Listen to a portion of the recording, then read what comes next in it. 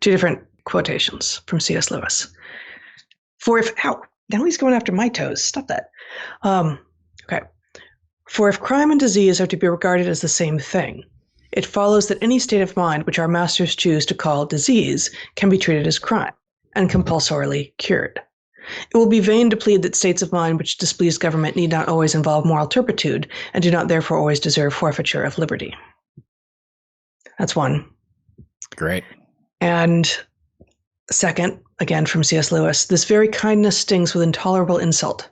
To be cured against one's will in curative states which we may not regard as disease is to be put on a level of those who have not yet reached the age of reason, or those who never will, to be classed with infants, imbeciles, and domestic animals. They certainly are infantilizing us, and or we are allowing our infantilization. And I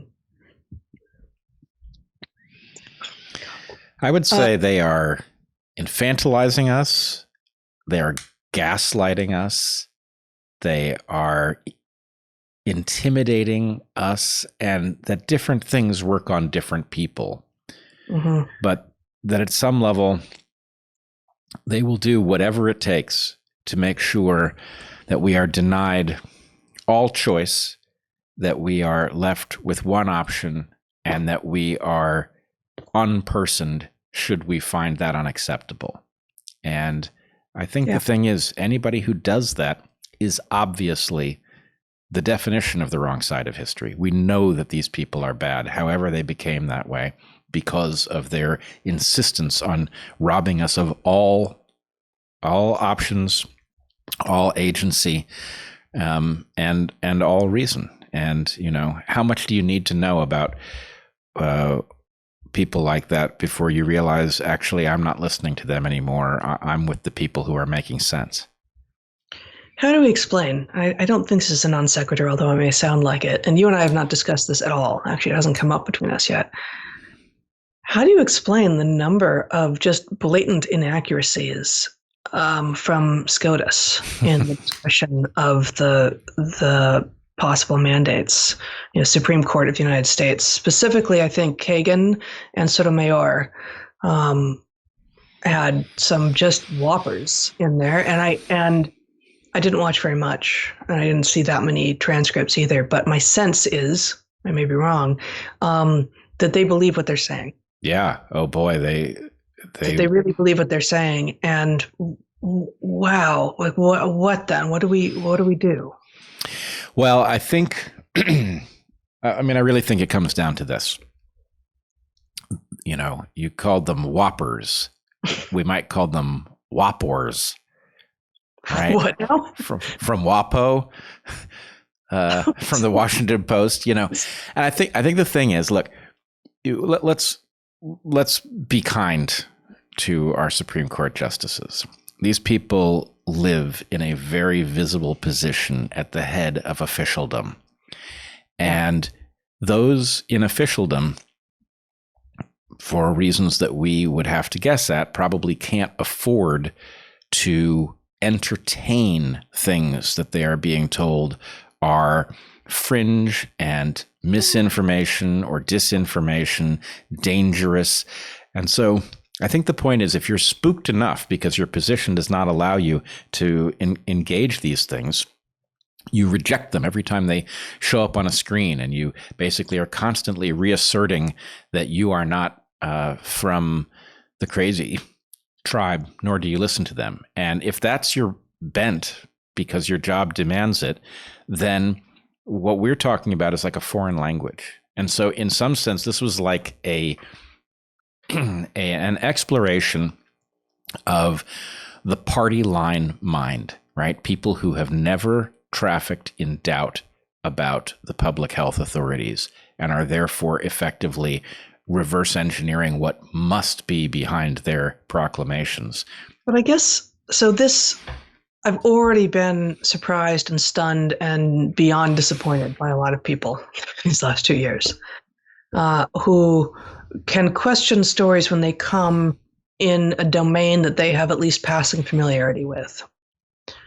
And we have long noticed and talked about on DarkHorse, but for decades have noticed how much more easily people would put faith in a proclamation if it comes with numbers or if it comes with an imprimatur of a scientific authority, because most people are so badly educated in math and in science in school that they have long since said that I black box, that I have to choose the people I listen to. And if they think that the current government is one that is, legitimately working on their behalf, then they will look to the authorities the government has appointed. That's devastating and is doing tremendous damage across media. Let's say it is precisely the job of the Supreme Court of the United States to have doubt on every subject. I feel like I am no legal scholar in any way, but I feel like that is actually a reasonable claim to being one of their top priorities.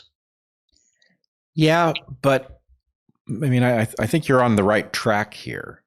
Everybody is being bullied away from their professional responsibilities, right?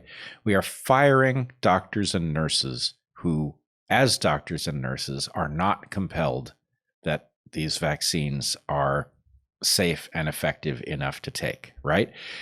We are intimidating doctors who talk about alternative treatments that they have tried and have gotten value from. So the point is, everybody, you and I, are supposed to not do what you and I do, right? We're trained to look into complex systems and to understand them even in light of imperfect evidence. That's what evolutionary biologists do. We never have randomized controlled trials. We're always dealing with data sets that are confusing and imperfect and deeply incomplete. And so, we're not supposed to be doing that now. Why? Because this is that kind of emergency. Well, what I don't remember is the discussion that says, where is the threshold, right? We all agree that there are circumstances so dangerous that your normal instincts should be put on hold, right? We all agree with that, right? If the ship is sinking, then that is the priority. What we have not discussed is, okay, at least the initial variants of SARS-CoV-2 were worse than the flu.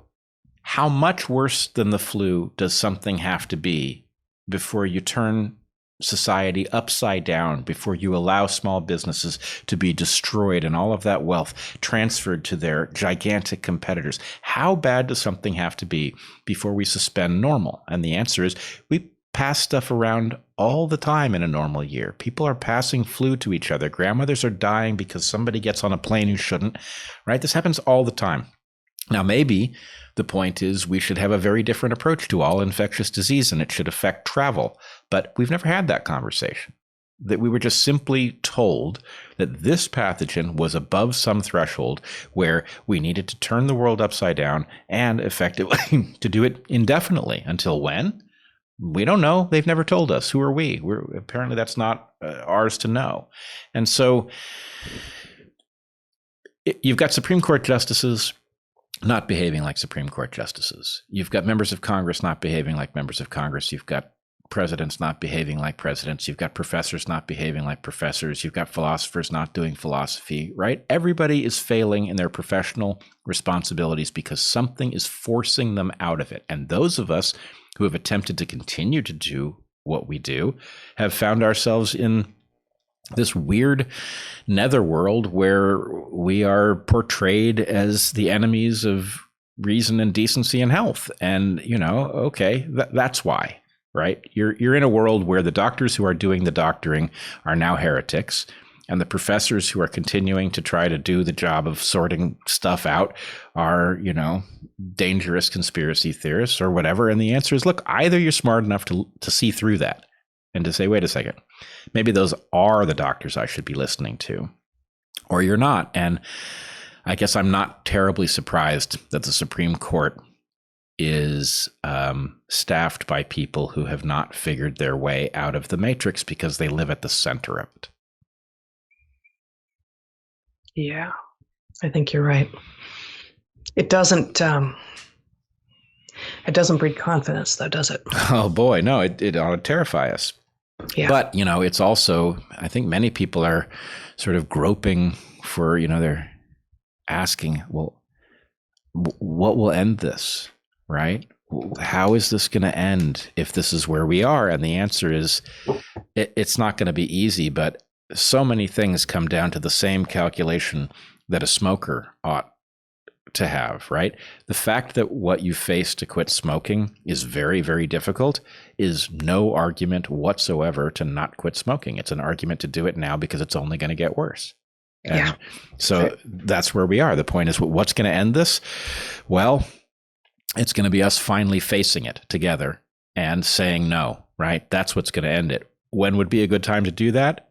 I'm trying to remember what the aphorism is. Something like the best time to do it would have been 2 years ago. The second best time is now, right? Yep. It's that.